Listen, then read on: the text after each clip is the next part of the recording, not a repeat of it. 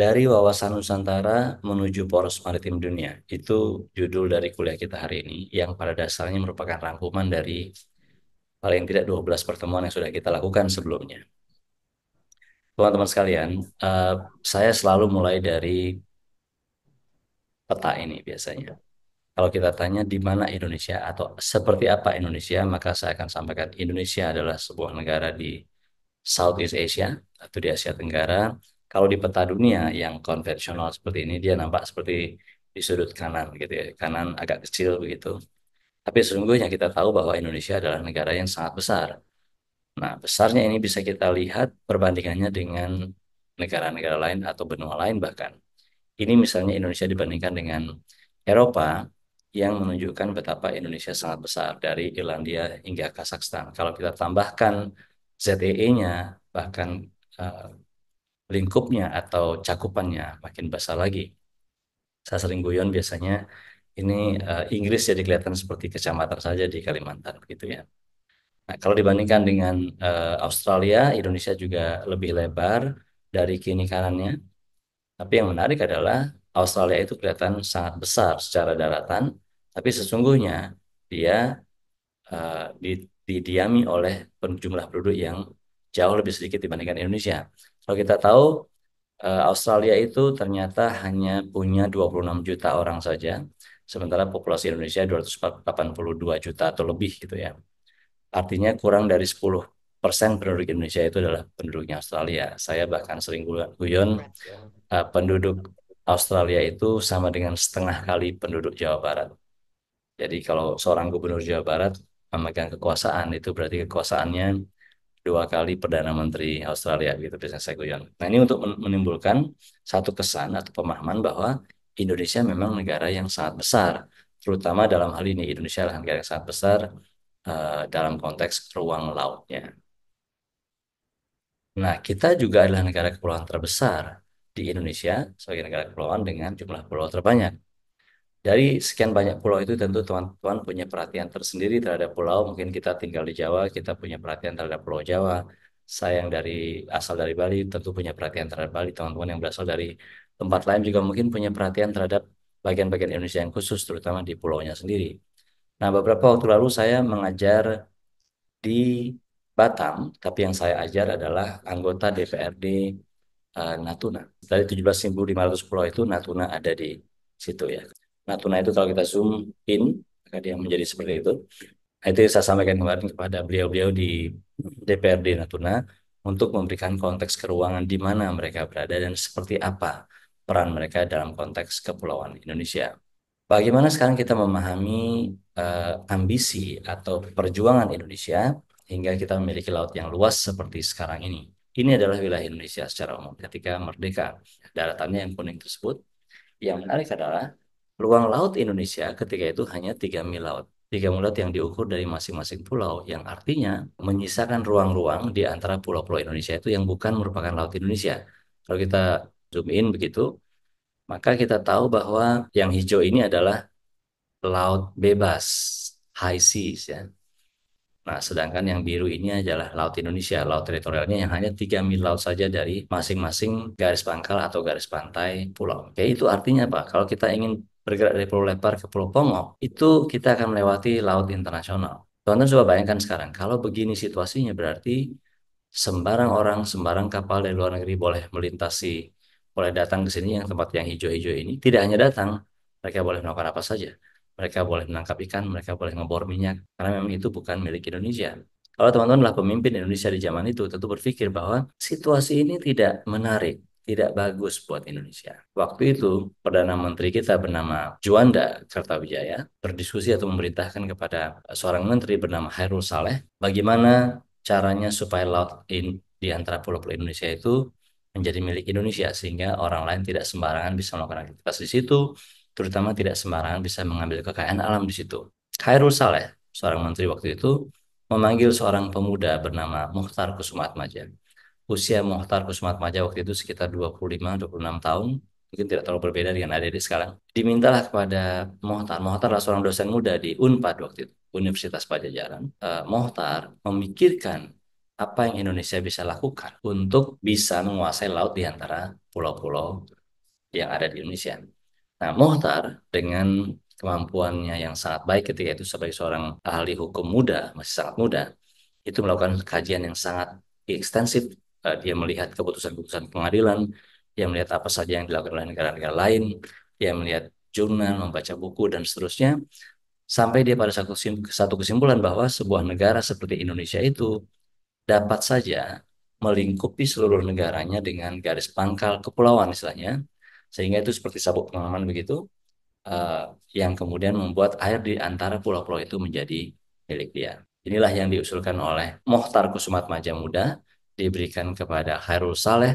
Khairul Saleh kemudian menyampaikannya kepada Juanda sebagai Perdana Menteri waktu itu, dan Juanda pun menyetujuinya, lalu mendeklarasikannya bahwa ini atau laut di antara pulau-pulau Indonesia itulah milik Indonesia. Itulah yang kemudian kita kenal sebagai Deklarasi Juanda. Oke. Nah, deklarasi Juanda adalah sebuah deklarasi yang disampaikan oleh Perdana Menteri kita waktu itu yang mengklaim bahwa laut di antara pulau-pulau menjadi Indonesia. Apakah dunia serta-merta mengakui klaim Indonesia? Lalu bagaimana prosesnya?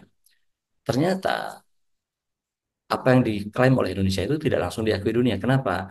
Ya wajar saja, dunia kan selama ini berjalan melintas di antara pulau-pulau Indonesia tanpa hambatan, dan sekarang tiba-tiba Indonesia mengklaim itu sebagai miliknya. Tentu saja dunia tidak serta-merta mengakuinya. Sampai kemudian Indonesia harus melakukan diplomasi, harus mencoba meyakinkan dunia, jadi hadir di forum-forum dunia.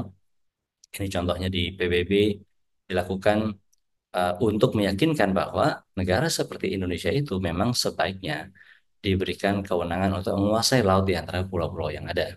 Tidak mudah perjuangan ini teman-teman, ini ada namanya Hasim Jalal, beliau sekarang usianya 90 tahun, masih sekarang memberikan pendapat soal hukum laut. Di antara itu ada juga seorang surveyor seperti kita, orang geodesi, lulusan ITB yang kemudian berkarir di Angkatan Laut. Beliau bernama Adi Sumardiman. Nah, ini adalah foto yang saya ambil ketika saya wawancara beliau untuk disertasi S3 saya. Singkat cerita, kemudian berhasillah Indonesia meyakinkan dunia agar dunia mengakui bahwa laut di antara pulau-pulau Indonesia itu menjadi milik Indonesia. Tentu saja tidak hanya Indonesia yang mendapatkan keuntungan dari situ. Negara-negara lain yang berbentuk kepulauan juga kemudian diakui bahwa laut di antara pulau-pulau mereka adalah milik mereka. Oke, itu adalah keberhasilan diplomasi di tingkat dunia karena kualitas SDM kita waktu itu mumpuni gitu. Kalau kita lihat lagi ya, ini kita minta lewat deklarasi Juanda kalau masih ingat, begitu disetujui ini, permintaan ini lalu dituangkan di dalam konvensi PBB tentang hukum laut yang kita punya sekarang bernama UNCLOS, maka ini adalah yang kita dapatkan. Lihat ya, ulang. Ini yang kita minta, ini yang kita dapatkan. Itu artinya apa yang kita dapatkan jauh lebih luas daripada apa yang kita minta. Kenapa itu terjadi ya? Lagi-lagi karena keberhasilan diplomasi. Tanpa senjata, tanpa sebutir peluru pun, kita tumpahkan, kita mendapatkan jutaan kilometer persegi ruang laut. Nah, itulah yang kemudian menjadi cikal bakal apa yang kita sebut sebagai wawasan Nusantara, bahwa wawasan Nusantara adalah cara pandang dan sikap bangsa mengenai diri dan lingkungan yang serba beragam dan bernilai strategis dengan mengutamakan persatuan dan kesatuan bangsa serta wilayah dalam menyelenggarakan kehidupan bermasyarakat, berbangsa, dan bernegara dengan tujuan mencapai tujuan nasional. Itu bunyi dari konsep wawasan Nusantara itu sendiri yang bermula dari deklarasi Juanda tadi. Kalau kita lihat ke belakang, ternyata perhatian kita terhadap laut itu tidak baru muncul tiba-tiba gitu, tidak muncul tiba-tiba, tapi sudah sejak lama. Nah, ini adalah relief yang bisa kita temukan di Candi Borobudur. Relief itu menunjukkan adanya kapal. Itu artinya kapal itu sudah merupakan alat transportasi di masa itu, dan ini sudah diteliti secara arkeologis, memang terbukti itu benar. Artinya ketika di Borobudur yang dibangun pada abad ke-8 sudah ada kapal seperti itu berarti kapal itu ada sejauh sebelum itu. Dan terbukti Indonesia atau Nusantara ini telah menggunakan kapal untuk mengarungi samudera itu pada sekitar abad kedua, bayangkan, satu atau dua gitu ya. Luar biasa. Kapal ini sudah direplika menjadi bentuk kapal yang sebenarnya dengan ukuran sebenarnya, itu dipamerkan di Museum Borobudur ya. Mungkin nanti bisa dilihat kalau datang ke Borobudur. Itu tadi sejarah bagaimana Indonesia memiliki laut yang luas, bagaimana Indonesia berjuang agar negara lain mengakui hak Indonesia itu. Nah, sekarang dengan adanya pemerintahan baru ini sejak tahun 2014 sebenarnya ketika Bapak Jokowi dan Pak JK mereka memperkenalkan satu konsep poros maritim dunia. Jadi Indonesia sebaiknya atau diinginkan menjadi poros maritim dunia. Bagaimana itu Indonesia sebagai poros maritim dunia? Intinya memanfaatkan ruang-ruang laut untuk berbagai macam kepentingan, salah satunya kesejahteraan. Maka programnya adalah membangun tol laut, membangun pelabuhan dan seterusnya. Itu menjadi program dari Bapak Joko Widodo dan Wapres Yusuf Kala ketika itu. Pertanyaan yang sering kita terima adalah, sering saya terima misalnya, apakah World Maritime Forum atau Poros Maritim Dunia ini merupakan ide yang baru dan tiba-tiba? Ternyata kalau kita amati pemimpin-pemimpin Indonesia sejak awal, Bung Karno mengatakan nenek moyangku seorang pelaut misalnya. Beliau meletakkan fondasi yang sangat kuat bahwa Indonesia ini memang bangsa laut.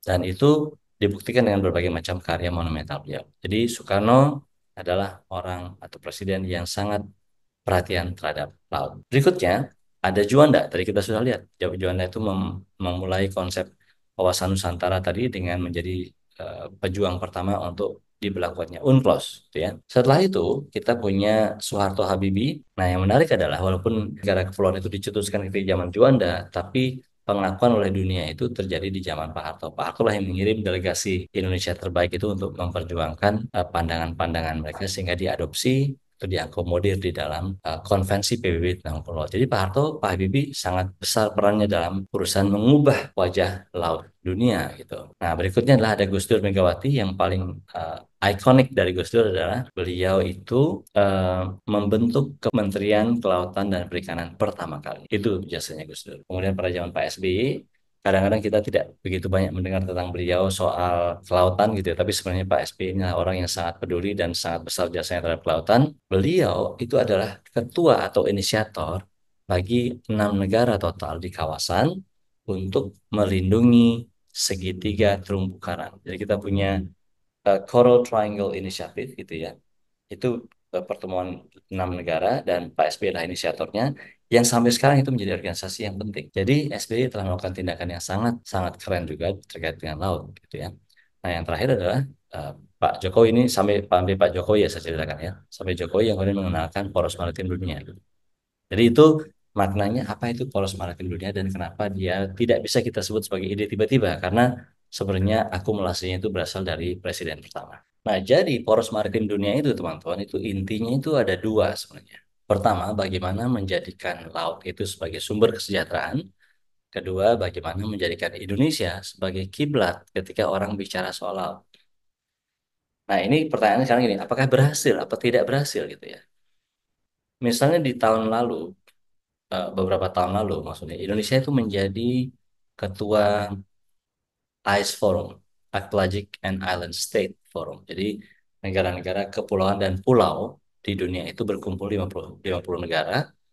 Indonesia inisiatornya, Indonesia yang menjadi leadernya. Itu contoh gitu ya bagaimana Indonesia memainkan peranan kepemimpinan di dalam urusan laut dalam konteks Indonesia menuju poros maritim dunia.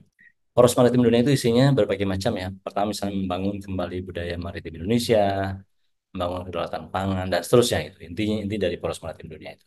Nah, meskipun kita sepakat bahwa laut itu penting, laut itu harus kita jaga dan segala macam, tapi faktanya pemahaman kita terhadap laut itu lebih rendah dibandingkan pemahaman kita terhadap planet Mars. Apa contohnya? Yang kiri adalah peta planet Mars, yang kanan itu peta laut. Teman-teman bisa sebagai orang geodesi geomatika bisa tahu bahwa yang kiri lebih teliti kan gitu ya.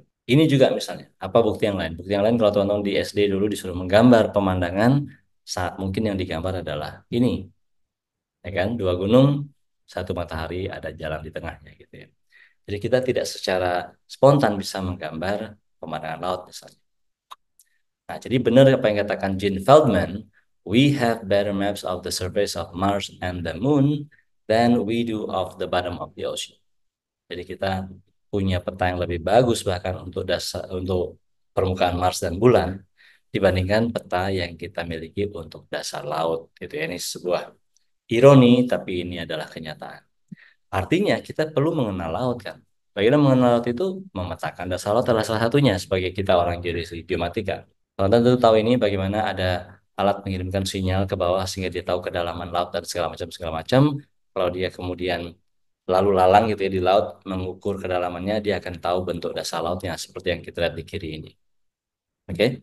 Nah, dan bagaimana sih memetakan laut itu seperti membuat gambar eh, koin dengan kertas yang kita tutup koin itu dengan kertas lalu kita coret-coretin pakai pensil gitu kan.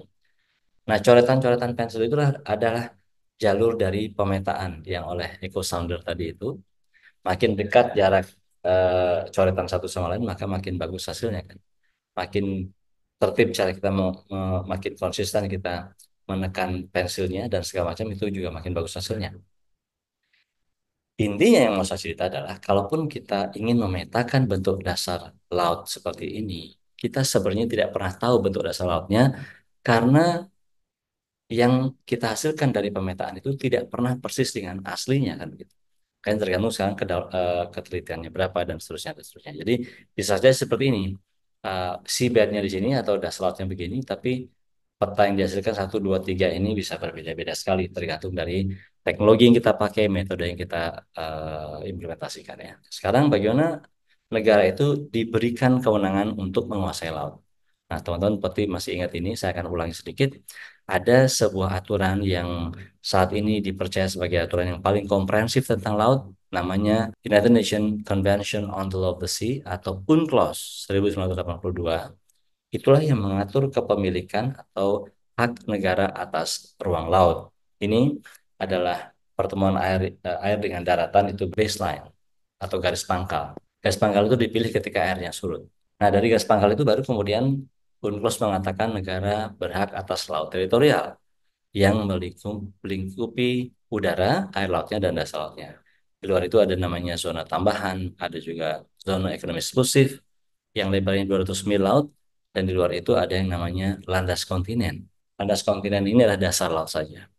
Jadi itu intinya dari kewenangan yang bisa diberikan kepada satu negara berdasarkan UNCLOS. Oke, mana yang namanya kedaulatan atau sovereignty, mana yang namanya sovereign rights atau hak berdaulat. Sekarang bayangkan dengan teori hukum seperti tadi, kalau ada negara yang kecil seperti state A atau negara A ini, maka dia berhak atas ruang laut yang sangat luas kan.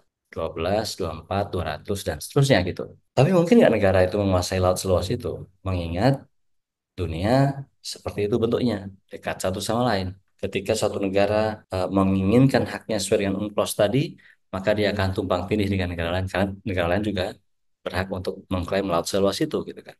Nah, ini ilustrasi sekarang. Kalau di sini ada negara A, B, C, D, E, F, maka sesuai dengan hukum tadi, masing-masing negara berhak atas 12 mil laut laut teritorial. Kemudian begitu mereka mengklaim ZEE yang 200 mil tadi, maka ketahuanlah ada tumpang tindih antara negara C dan negara D. Bagaimana menyelesaikan itu?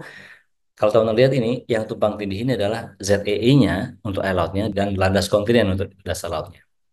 Jadi ada dua rezim di sini yang dua zona maritim yang sedang kita bicarakan. ZEE untuk air lautnya dan landas kontinen untuk air laut. Untuk dasar lautnya, mohon maaf. Bisa menetapkan batas maritim. Namanya delimitasi batas maritim. Sesuai dengan pasal 74 dan 83. Tentu tidak akan semudah ini melakukan jika di sini misalnya ada migas gitu. Nah, itu adalah batas antara negara A dan B. Dan kalau di situ ada migas gitu, maka batas tidak akan secepat itu atau segampang itu. Ini adalah landas kontinen dulu yang juga ditentukan batasnya. Kalau negara tidak sesuai dengan hukum mungkin seperti itu. Ada negara yang mengklaim itu tidak berdasarkan hukum, tapi dia ngawur aja gitu. Tiba-tiba terasa atau seakan-akan ada tumpang tindih di sini, padahal sebenarnya tidak. Apalagi di situ ada migas nih. Ini contohnya yang terjadi pada Cina dan kita sekarang nih.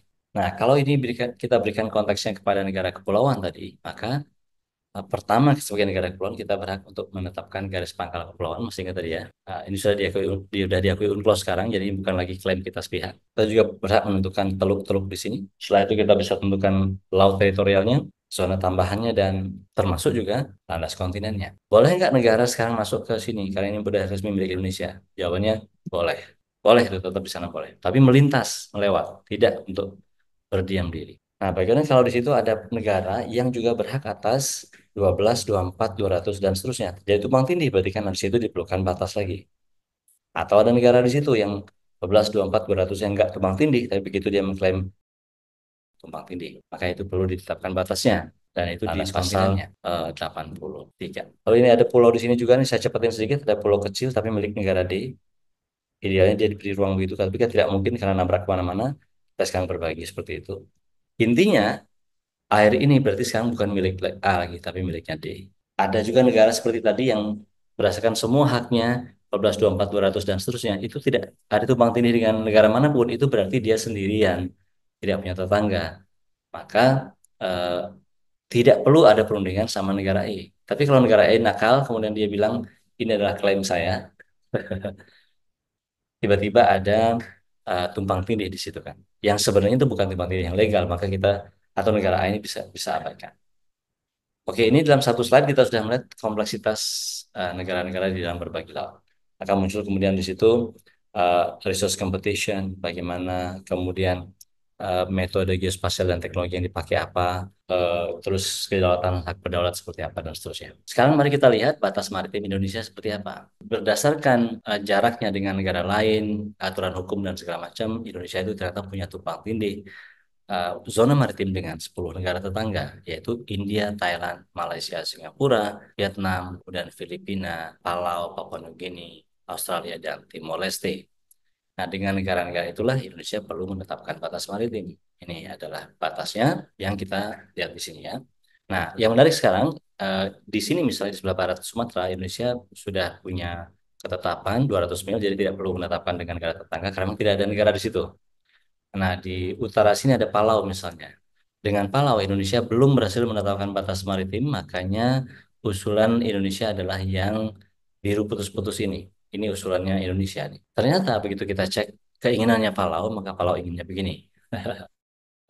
Kenapa Palau inginnya begitu? Karena ini pulau ini milik dia memang. Beda seterusnya ya. Jadi itu adalah contoh bagaimana terjadi perbedaan antara negara dalam menetapkan batas maritim sehingga nanti yang terjadi adalah berarti dispute atau pending. Mari kita lihat yang berikutnya, bagaimana misalnya Indonesia yang sebenarnya belum menetapkan batas dengan semua negara tetangga tadi, itu sudah harus membagi-bagi lautnya menjadi 11, yaitu wilayah pengelolaan perikanan. Kalau teman-teman lihat di sini, semua yang warna berbeda ini adalah menunjukkan pengelolaan perikanan yang berbeda-beda juga wilayah-wilayahnya. Nah, katakan sekarang di sini ada WPP sekian nih. Kita tahu tadi garis ujung ini kan adalah garis yang belum disepakati dengan negara tetangga, betul kan? Kalau dia belum disepakati berarti bisa jadi itu bukan bukan batas yang sebenarnya, bukan batas yang fix. Sehingga artinya kalau kita menetapkan batas kita di sini sekarang untuk wilayah pengelolaan perikanan itu artinya bukan batas yang disepakati. Itu adalah keinginan kita sendiri. Indonesia mengajukan landas kontinen di luar 200 mil laut itu ke PBB sudah 4 kali. Saya ulangi lagi, ini ada yang pertama tahun 2008, ini 2019, ini tahun 2020, ini tahun 2022. Artinya kalau landas kontinen itu nanti direkomendasikan oleh UNCLCS atau Komisi PBB untuk batas keluar landas kontinen, Indonesia akan bisa menambah dasar lautnya. Nah, ini contoh bagaimana Indonesia telah menetapkan batas dengan negara tetangga. Nih, Indonesia dengan Malaysia tahun 69. Indonesia dengan Malaysia lagi tahun 69 juga. Ini juga seperti itu dan yang di utara sini adalah Indonesia dengan Vietnam. Di utara sini ada Indonesia dengan Thailand sudah menetapkan dan ini ada Indonesia dengan India. Sangat menarik. Tapi yang lebih menarik lagi adalah sebenarnya eh, garis batas itu hanya untuk seabed atau untuk dasar laut bukan untuk air laut. Jadi yang dibagi ini adalah seabednya, bukan air laut. Oke, bagaimana perkembangan batas Indonesia dengan Malaysia, misalnya di Selat Malaka contohnya nih. Indonesia sudah menetapkan batas maritim dengan Malaysia itu tahun 1969. Lalu batas air lautnya belum. Nah, Indonesia mengusulkan adanya di situ. Kok Indonesia mengusulkan di situ? Kenapa tidak sama aja dengan garis yang sudah ditetapkan tahun 69? Ingat tahun 69 itu menggunakan hukum yang berbeda, bukan UNCLOS yang sekarang. Nah, yang sekarang kita usulkan berarti menggunakan UNCLOS. Yang bahasanya UNCLOS adalah untuk mencapai solusi adil. Nah, itu artinya yang dipilih oleh Indonesia ini dianggap adil oleh Indonesia. Kenapa? Karena dalam hal ini adil itu dianggap sama dengan jarak ya, atau jaraknya sama ya. Ke kanan sama ke kiri itu sama, betul kan? Adil. Nah, beda dengan ini. Lebih dekat ke Indonesia tadi. Nah, makanya itulah usulan Indonesia untuk batas maritim di Selat Malaka. Nah, ini usulannya Malaysia nih, yang hijau ini. Sama dengan garis batas yang dibikin tahun 1969 itu. Sehingga akibatnya sekarang belum ada kesepakatan. Indonesia maunya di situ, Malaysia maunya di situ, sehingga ini ada tumpang tindih ruang ya, namanya overlapping claims gitu. Nah, di tumpang tindih itulah yang ingin dimiliki kedua belah pihak. Jadi kalau misalnya ada nelayan gitu datang, nelayan Malaysia datang ke situ, kita akan bilang dia melanggar. Kalau nelayan kita datang ke situ akan dibilang melanggar juga oleh Malaysia, kan gitu ya. Nah, yang seru adalah ketika keduanya bertemu gitu, patroli, yang mereka akan bisa selesaikan urusan dengan mungkin cara masing-masing gitu ya. Ada yang bertanya ke saya biasanya, kalau kok Indonesia mengusulkan batas maritim ZEE itu berbeda dengan batas dasar lautnya atau landas kontinen? Kenapa kok bisa begitu? Kenapa tidak disamain aja? Memang memang udah ada Indonesia itu atau udah ada negara-negara yang melakukan hal serupa? Jawabannya adalah sudah ada. Siapa itu? Kita dan Australia, Indonesia dan Australia. Ini adalah batas yang sudah ditetapkan Indonesia dengan Australia tahun 70-an. Indonesia dan Australia tahun 1997 batas ZEE. Jadi artinya tuh di situ, di ruang situ, dasar lautnya punya Australia, air lautnya punya Indonesia, itu artinya. Repot nggak? Repot itu pasti. Apa itu artinya? Artinya ikan punya Indonesia. Ya kalau ada paspornya, paspornya hijau nih, paspor Indonesia Garuda gitu ya. Karena memang airnya punya Indonesia, maka ikannya punya Indonesia. Migasnya jelas punya Australia, migas. Karena migas ada di dasar laut. Kemudian yang mungkin teman-teman ada yang tidak ngeh gitu, saya ulangi sedikit lagi. Yang namanya teripang atau sea cucumber atau mentimun laut itu hidupnya selalu nempel di yang artinya adalah milik dari yang memiliki dasar laut yaitu Australia. Jadi teripang ini milik Australia. Jadi kompleks sekali urusannya kan, kompleks batas yang batas yang belum jelas bermasalah, batas yang sudah jelas pun ada masalah yang lain. Nah, mari kita diskusi soal Laut Cina Selatan sekarang.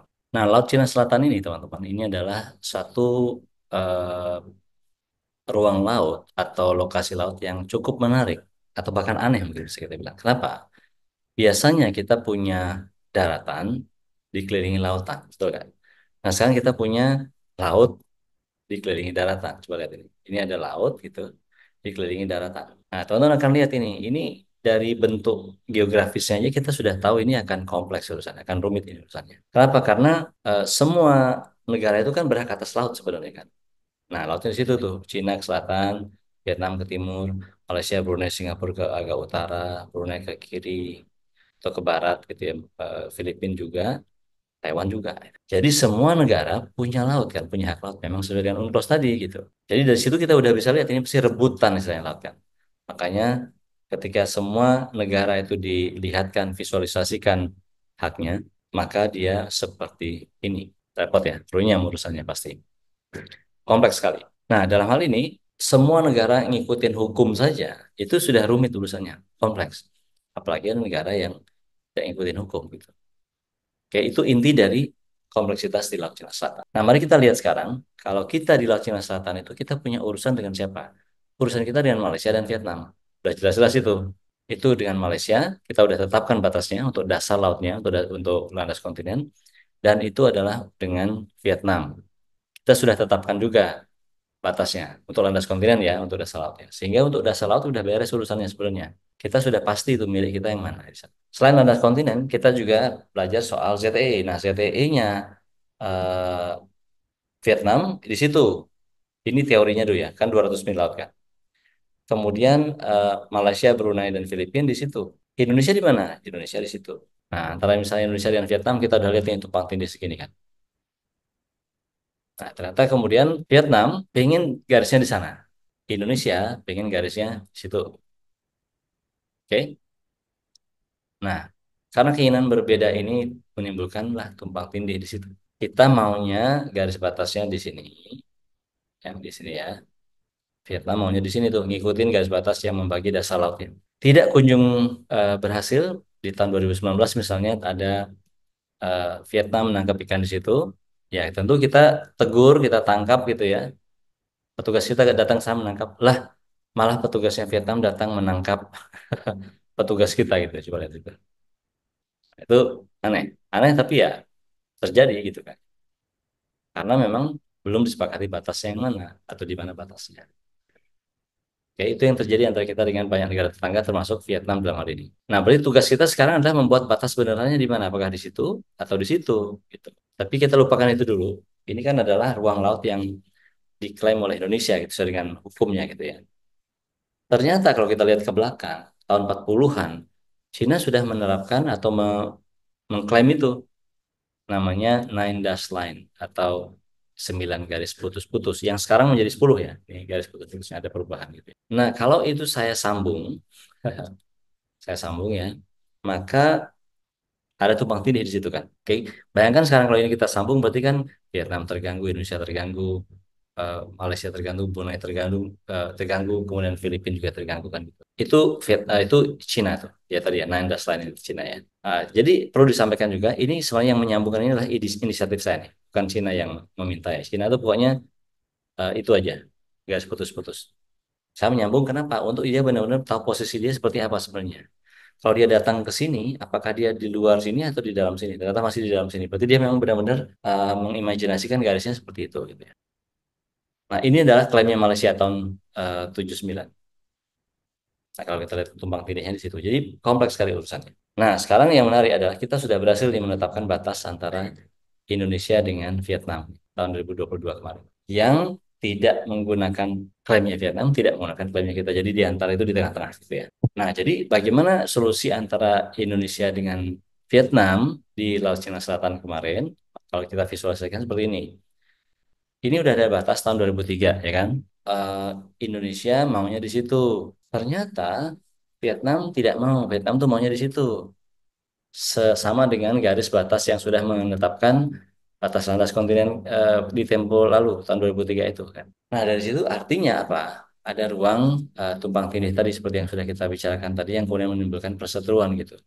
Tapi yang lebih penting sekarang bagaimana Indonesia dengan Vietnam mengambil langkah yang terobosan. Karena kalau Indonesia menunggu Vietnam setuju, itu sama dengan Vietnam menunggu Indonesia setuju, nggak akan terjadi.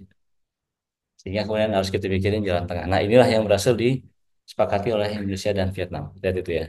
Jadi ada pemotong gitu ya antara klaim Indonesia dengan klaimnya Vietnam. Itu artinya dasar lautnya di titik itu ada milik Vietnam, tapi air lautnya itu milik Indonesia. Dan itu kan berarti kan berpengaruh terhadap berbagai macam hal ya nanti ya. Pengelolaan ikan, penangkapan ikan itu pasti nanti ada pengaruhnya di situ. Kalau tadi kita sudah membahas soal batas antar negara atau batas internasional, kita perlu juga membahas batas antar daerah di Indonesia. Daerah itu perlu diberi kewenangan atau perlu jelas kewenangannya akan ruang-ruang darat maupun laut gitu ya. Nah, kalau kita bicara konteks hukum sebenarnya ya, konteks hukum dan batas daerah itu awalnya hukum yang ada adalah Undang-Undang Nomor 5 Tahun 1974. Apa itu artinya? Intinya waktu itu adalah undang-undang tentang pemerintahan daerah yang intinya adalah sentralisasi terpusat, semua dikendalikan dari pusat. Jadi dulu yang namanya bupati, gubernur, wali kota itu dikirim dari Jakarta ibaratnya gitu ya, dipilih oleh presiden untuk bertugas di daerah tersebut. Begitu intinya dulu. Nah, muncullah reformasi sehingga tahun 99 mulai muncul kekuatan-kekuatan atau keinginan daerah untuk otonomi. Maka itu diakomodir di dalam Undang-Undang Nomor 22 Tahun 1999 yang menegaskan adanya otonomi daerah di dalam mengelola daerahnya. Hal ini dipertegas lagi di tahun 2004 ketika Undang-Undang Nomor 22 Tahun 99 tadi diganti atau diteruskan dengan Undang-Undang Nomor 32 Tahun 2004 yang mengatakan bahwa tidak saja daerah itu punya kewenangan akan daerahnya berupa misalnya pembagian hasil dan segala macam gitu ya ekonomi, tapi juga berhak untuk memilih pemimpinnya sendiri. 2004 ya.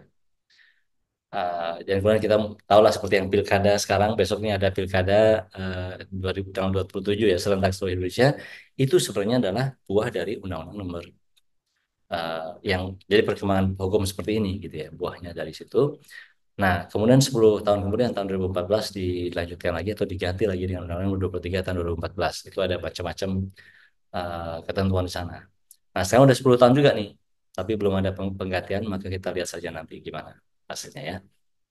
Jadi intinya kita ngomong soal hukum batas daerah wilayah itu tidak bisa lepas dari ketentuan hukum ini. Nah, Undang-Undang Nomor 32 Tahun 2004 itu melahirkan Peraturan Menteri Dalam Negeri Nomor 1 Tahun 2006. Untuk apa itu? Untuk menetapkan batas antar daerah. Oke. Kemudian undang-undang terbentuk juga Permendagri tahun nomor 76 tahun 2012. Jadi dari 6 tahun kemudian itu dibentuk Permendagri nomor 76. Oke, dari situlah kita bisa lihat bagaimana sebenarnya batas-batas wilayah itu ditetapkan. Oke, nah untuk Undang-Undang nomor 23 tahun 2014 itu muncullah Permendagri nomor 191 tahun 2017. Jadi 3 tahun setelah undang-undangnya diakui atau diresmikan, maka muncul Permendagrinya, gitu ya. Nah, yang menarik sekarang ini intinya berarti adalah ada aturan-aturan main yang jelas tentang bagaimana menetapkan batas antar daerah. Ini kita lihat sekarang, misalnya ini Bali nih. Cakupan wilayah perbatasan di daerah itu di mana itu kita harus lihat di konteksnya. Misalnya ini adalah Bali dengan Jawa Timur berbatasan laut, gitu ya. Bali tidak punya batas darat karena memang sendiri sebagai provinsi. Nah, bagaimana kewenangan provinsi di laut sekarang? Katakanlah ini ada 3 provinsi A, B, C, dan D, atau ada 4, sorry. Bukan 3 ya, ada 4 ya. Nah, berdasarkan Undang-Undang Nomor 23 Tahun 2014 tadi, ada beberapa pasal penting nih. Pasal 27 mengatakan kewenangan laut provinsi itu 12 mil laut. Oke. Ini berarti 12 nih.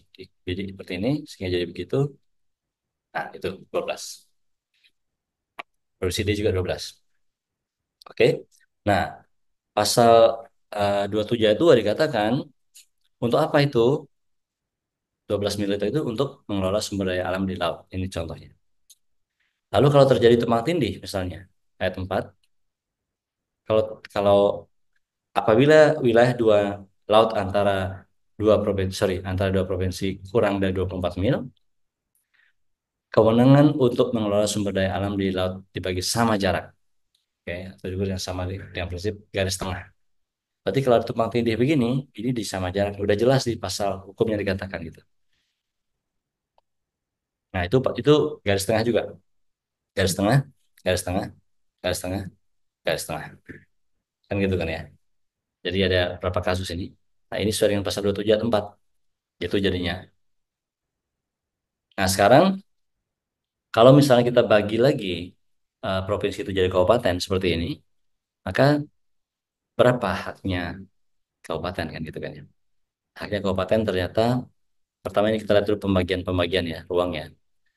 Penentuan, penentuan daerah kabupaten kota, penghasil untuk eh, perhit, penghitungan bagi hasil kelautan adalah hasil kelautan yang berada di dalam garis wilayah 4 mil laut diukur dari garis pantai ke arah laut lepas atau ke arah perairan kepulauan. Jadi haknya dari satu daerah itu 4 mil saja. Ini contohnya nih 4 mil ya. Ini 4 mil nih untuk kabupaten ya. Nah, pasal 47-nya mengatakan bahwa dalam hal batas wilayah kabupaten atau kota, sebagaimana dimaksud di ayat 6, kurang dari 4 mil laut, batas wilayahnya dibagi sama jarak. Oke, jadi kalau misalnya tumpang tindih maka sama jarak. Sama prinsipnya dia. Nah, jadi intinya sekarang ini adalah batas-batasnya seperti yang tadi. Nah, dari bagaimana menentukan itu semua secara teknis ada Permendagrinya, Peraturan Menteri Dalam Negeri 41 2017. 72 halaman ini bisa dibaca apa saja pengertian batas wilayah, apa yang bisa dipakai untuk menjadi patokan batas wilayah dan bagaimana apa namanya kewenangan-kewenangan negara atau sorry dalam ini daerah di satu kawasan tertentu. Ini adalah pilihan garis pantai. Kalau pilihan garis pantainya pasang tertinggi, maka daratannya paling kecil. Kalau min sea level dia menengah, kalau garis pasang pantai pasangnya itu sedang atau pasang terendah itu berarti lautnya daratannya makin luas. Ini bisa dilihat di sini. Nah, untuk undang-undang kita ternyata yang dipakai adalah pasang tertinggi. Oke. Nah, bagaimana dengan pulau-pulau? Pulau-pulau ini kalau dia distance-nya lebih dari 2 kali 12, maka dia akan menjadi satu di sini masing-masing. Tapi kalau dia eh, jaraknya kurang, berarti dia menjadi apa bersama, bukan bukan satu-satunya tapi bersama. Gitu. Ini kalau gugusan pulau juga seperti itu. Kalau agak jauh berarti dia membentuk gugusan tersendiri. Kalau dia dekat berarti dia menyatu dengan air yang diukur dari daratan utamanya. Garis tengah bagaimana teman-teman sudah melihat ini sebelumnya, nanti kita akan lihat lagi di kesempatan berikutnya atau di video gitu, tapi saya akan cepatkan di sini. Bagaimana teknik untuk membuat garis tengah antara dua negara menggunakan prinsip matematika yang uh, terpercaya gitu ya. Bagaimana dengan garis sama jarak? Kalau tadi ini kan namanya eh, kalau ini namanya berseberangan, ini namanya bersebelahan. Caranya mirip gitu. Dengan cara begitu nanti saya akan cepatkan lagi. Ini teman-teman bisa tonton lagi dan pelajari secara tersendiri. Ini adalah garis sama jarak antara dua negara atau dalam hal ini dua daerah. Nah, sekarang catatan penutup nih. Udah selesai.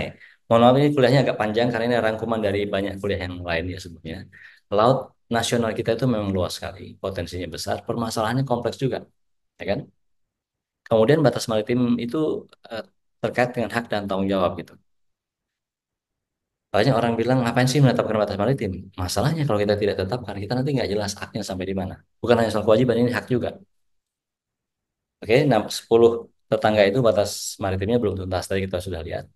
Nah, khusus untuk antar daerah sekarang, provinsi dan kabupaten itu memiliki kewenangan di atas, sorry, di laut untuk pengelolaan. Ingat yuk, ini untuk pengelolaan, bukan untuk memiliki.